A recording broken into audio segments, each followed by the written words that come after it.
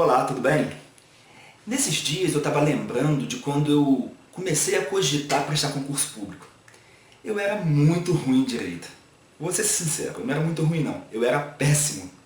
Eu não sabia qual era a diferença entre uma medida provisória e uma lei complementar e uma emenda constitucional. Eu não sabia sequer diferenciar o Congresso Nacional da Câmara e do Senado.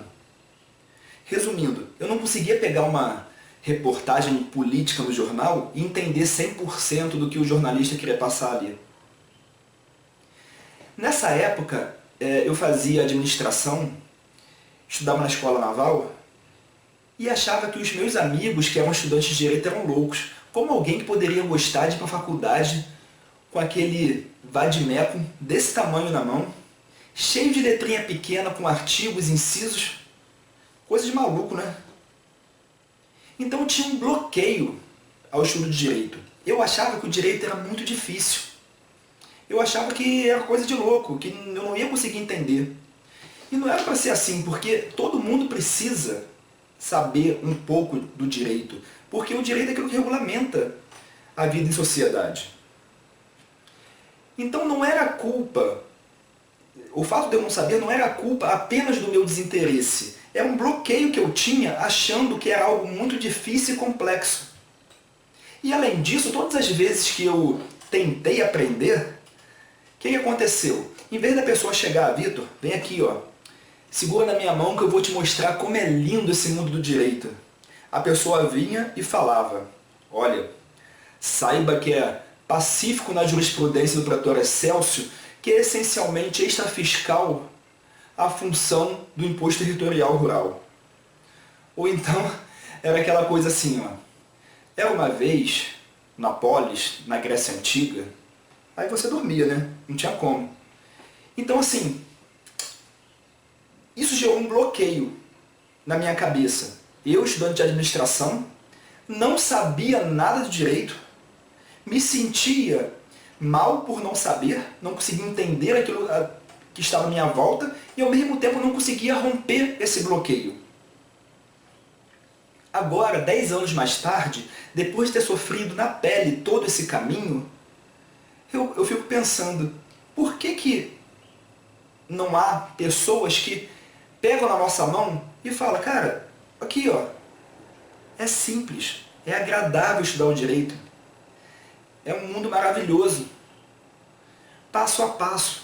Por isso lá no Nota 11 a gente tem essa política de que o conhecimento ele deve ser seguido em cada fase. Temos a ambientação, o aprofundamento, a fixação, os arremates finais e por fim a gente revê tudo isso. A hora da ambientação é a hora de você realmente se inteirar daquilo ali, dos conceitos básicos, não se preocupando muito em decorar, em pegar aquelas picuinhas, os detalhes mais profundos, mas assim, clarear a estrada.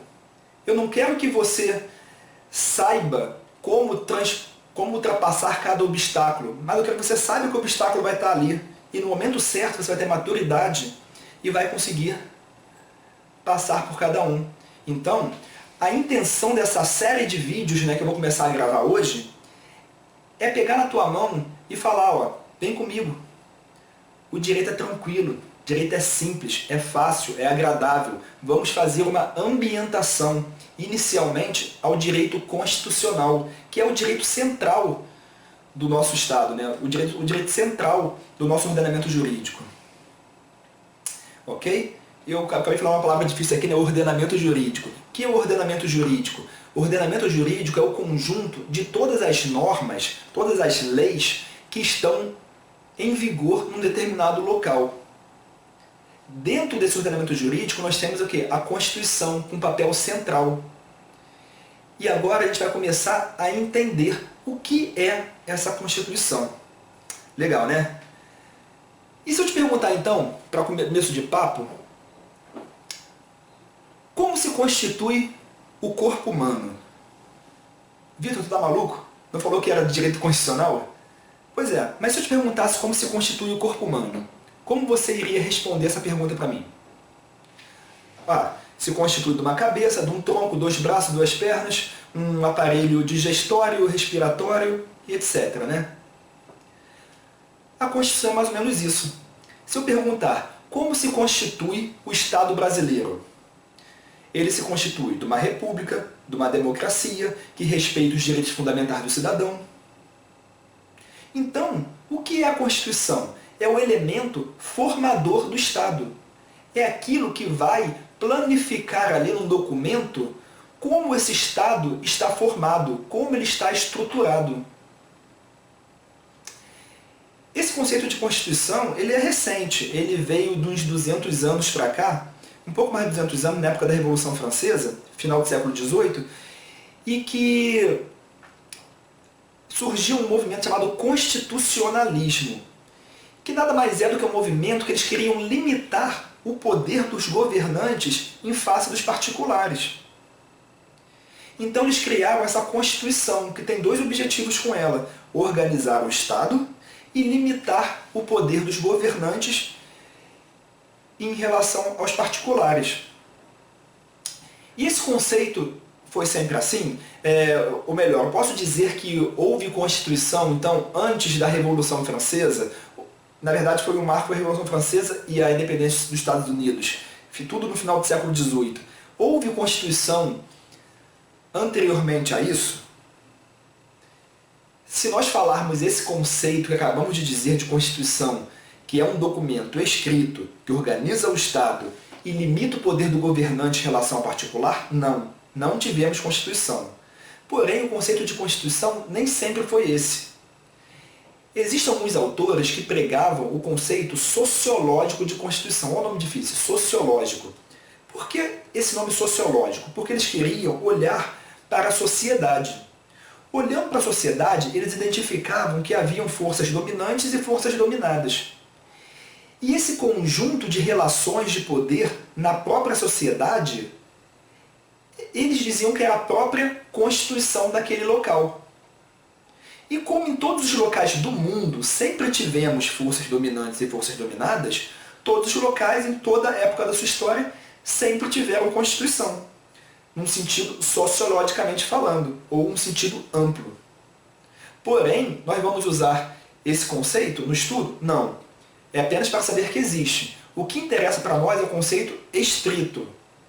E nesse conceito estrito, Constituição é um documento escrito que surgiu no final do século XVIII, após a Revolução Francesa e a independência dos Estados Unidos, com o objetivo de limitar o poder dos governantes em face do povo e organizar politicamente o Estado.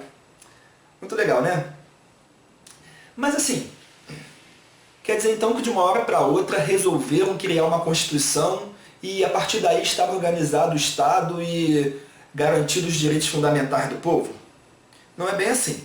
Para que essa Constituição pudesse efetivamente ser cumprida, ela deveria ser uma norma, ou seja, algo capaz de prever direitos e impor deveres. Então, um jurista austríaco chamado Hans Kelsen fez uma pirâmide sensacional que ilustra para a gente muito bem como funciona essa questão da norma. Ele fez uma pirâmide. Essa pirâmide dividida em 3 patamares. Esses patamares, eles são hierárquicos, eles são divididos em hierarquia. Qual é, então, a norma que está lá em cima dessa pirâmide, no ápice dela?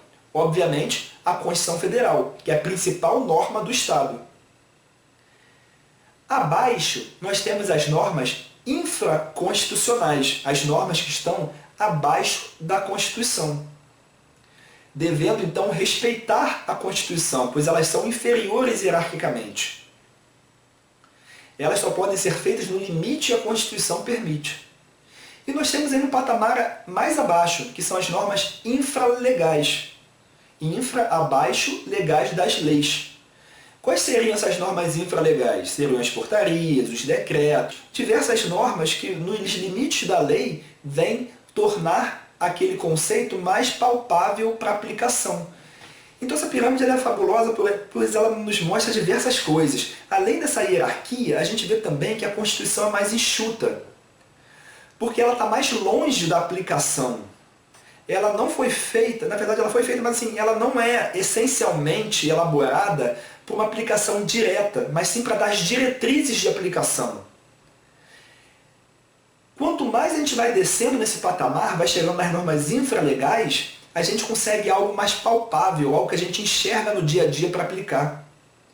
Então nós temos a Constituição mais enxuta, no topo do ordenamento, as leis vindo regulamentar assuntos que foram dados às diretrizes pela Constituição, e no final, lá embaixo, as coisas infralegais, as normas infralegais, que eles vêm regulamentar os assuntos da lei para poder ficar ainda mais palpável para o cidadão, para o aplicador, para o funcionário público aplicar no dia a dia. Então, por exemplo, vamos supor que num país hipotético, não é o caso do Brasil não funciona bem assim, mas vamos supor que tenha na Constituição a seguinte norma: é garantido o direito de aposentadoria. Ponto. A Constituição previu o direito de aposentadoria. Vem a lei e fala: poderá se aposentar aquela pessoa que completar 65 anos e tiver recolhido pelo menos 35 anos de contribuição. Legal. Então a Constituição falou, a diretriz garantiu o direito de aposentadoria, veio a lei e explicou melhor como seria esse direito, e depois veio um regulamento, que é uma norma infralegal, falando o quê? Olha, todo dia 10 você tem que pagar a guia no posto da Previdência, sujeito a multa se não cumprir tal e tal formalidade. Então a lei, a norma infralegal, o regulamento, ele é mais extenso para regulamentar a lei. Ô Vitor, então quer dizer que o regulamento ele só pode ser feito nos limites da lei? Sim, senão ele vai ser o quê? Ilegal. Ah, que legal. Então ele vai... Se ele for ilegal, o que acontece com ele? Ele é nulo. Ele não pode mais ser aplicado. E tudo que ele, porventura, tenha feito é como se não tivesse existido. É expurgado do ordenamento jurídico. E uma lei, ela só pode ser tratada nos limites da Constituição? Sim. Senão ela vai ser inconstitucional. Então, nós temos aqui o fenômeno da inconstitucionalidade e o fenômeno da ilegalidade. Se o regulamento é ilegal, ele indiretamente também é inconstitucional. E nos ambos os casos, sendo ilegal ou inconstitucional, são atos nulos que devem ser eliminados e ser tratados como se não tivesse existido em nosso mundo. Beleza? Vitor, me explica um pouco mais esse negócio das leis. Então no Brasil eu tenho apenas uma lei que é uma norma infraconstitucional, é isso? Não, não é isso não. Nós temos 6 tipos de normas infraconstitucionais no Brasil. São 6 leis em sentido amplo, né? Falando assim num sentido mais alargado. E quais são esses tipos? A própria Constituição Federal, quando ela vai falar do processo legislativo, ela nos diz quais são as leis que estão abaixo da Constituição. É a lei ordinária, a lei complementar, a medida provisória, a lei delegada, o decreto legislativo e as resoluções. Se você olhar no artigo 59 da Constituição, você vai perceber que, na verdade, lá estão 7 normas, e não 6. Por que eu falei, então, que são apenas 6? Porque tem uma delas, que é a primeira, que é chamada de emenda constitucional. Olha que nome legal. Emenda constitucional. O que é uma emenda? Não é algo que vai lá e gruda? Então, a emenda constitucional, ela não é considerada uma lei, em sentido amplo, uma norma infraconstitucional, porque ela é uma norma constitucional. Embora ela não tenha sido criada lá em 88, junto com a nossa Constituição Federal, ela é criada para poder modificar o texto. Uma emenda constitucional, então, é uma norma constitucional. Ela está acima das leis. Ela está emendando a Constituição. E essas outras demais 6 normas, a lei complementar, a lei ordinária, a lei delegada, a medida provisória, o decreto legislativo e as resoluções, são as 6 normas que estão abaixo da Constituição Federal. A diferença entre cada uma delas a gente vai ver um pouquinho mais para frente. Ok? Pessoal, e voltando ao direito constitucional, então, Se eu pergunto assim, o direito constitucional, ele estuda somente a Constituição, então? Não. O direito constitucional ele é um direito muito amplo. Ele é um direito central no ordenamento. Então, ele não só vai estudar algumas leis que estão abaixo da Constituição, regulamentando alguns conceitos constitucionais, mas ele também vai se preocupar com a jurisprudência e com a doutrina. Vitor, o que é isso de doutrina e jurisprudência? Você quer me deixar maluco igual você falou que estavam te deixando? Não, simples. Jurisprudência é aquele julgado, no caso do direito constitucional, do Supremo Tribunal Federal. Jurisprudência é um julgado de tribunais que já estão consolidados. Já é um entendimento consolidado, que é dito de pacífico, porque não tem mais muita discussão sobre ele. Quando um tribunal já discutiu várias vezes sobre um assunto e já está consolidado, está definido uma certa direção, ele edita uma súmula de jurisprudência, que ele fala, olha, o meu pensamento é esse. É preciso que a gente estude também a jurisprudência dos tribunais, no caso do direito constitucional, do Supremo Tribunal Federal, o tal pretório excelso brasileiro. Isso porque a jurisprudência é que vai explicar para a gente como devemos entender e aplicar determinada norma da Constituição.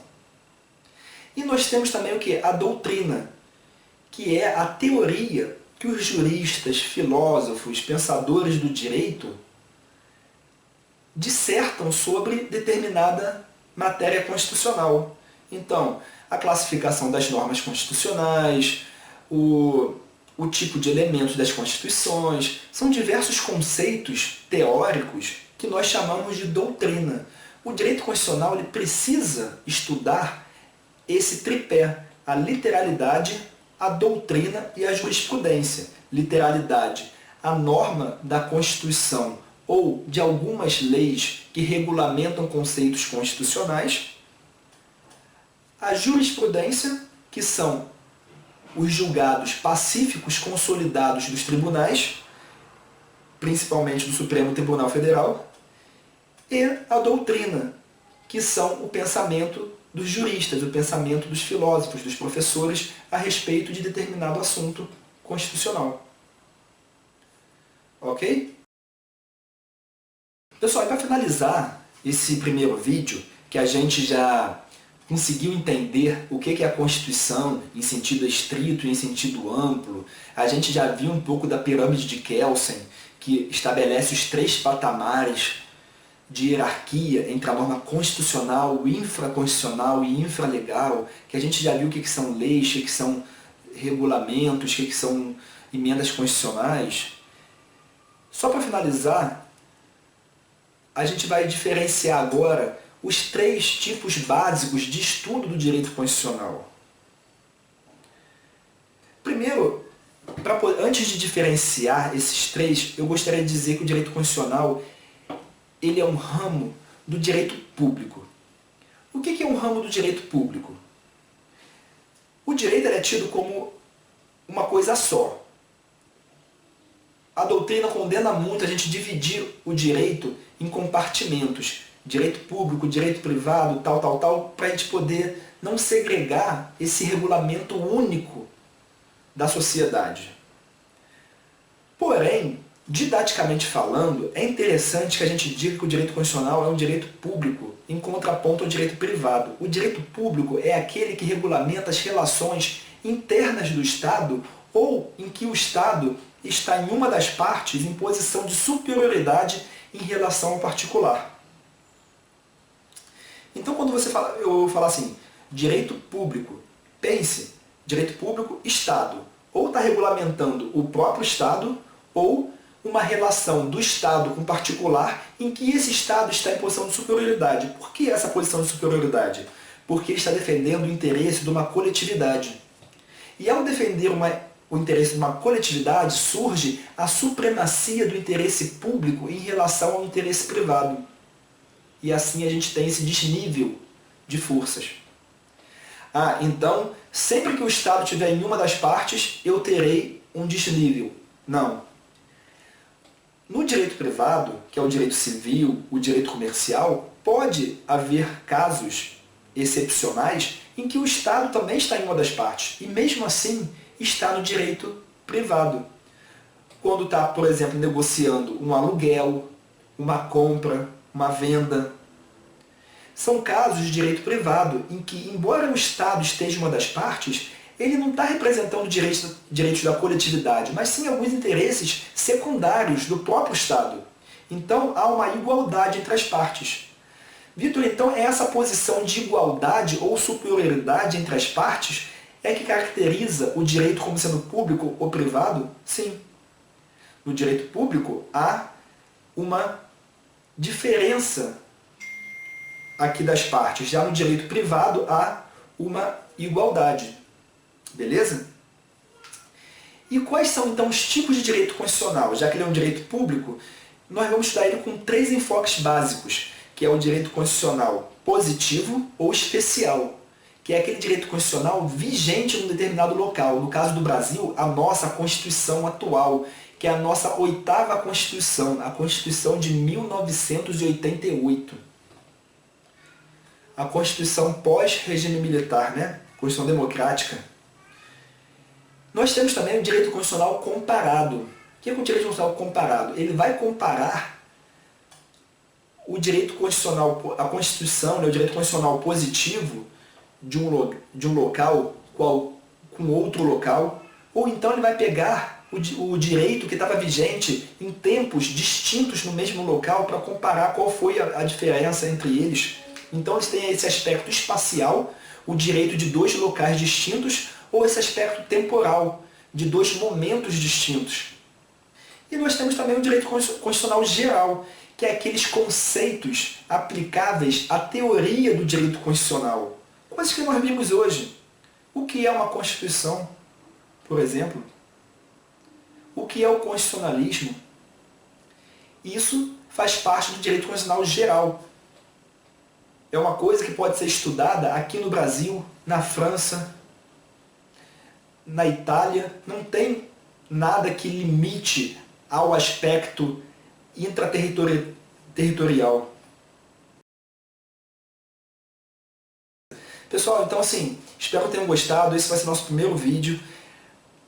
Para frente nós vamos aprender um pouco mais sobre a visão geral da nossa atual Constituição e das doutrinas relacionadas ao estudo da Constituição.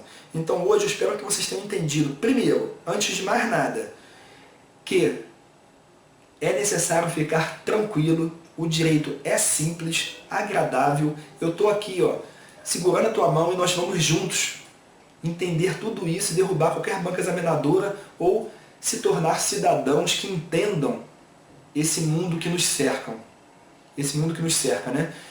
Então fica tranquilo. 2. Espero que tenha entendido o que é a nossa Constituição Federal, que é um documento escrito que organiza o Estado, limita o poder do governante perante o particular, que está no topo hierárquico do ordenamento jurídico, que é o conjunto de normas que estão em vigor num determinado local.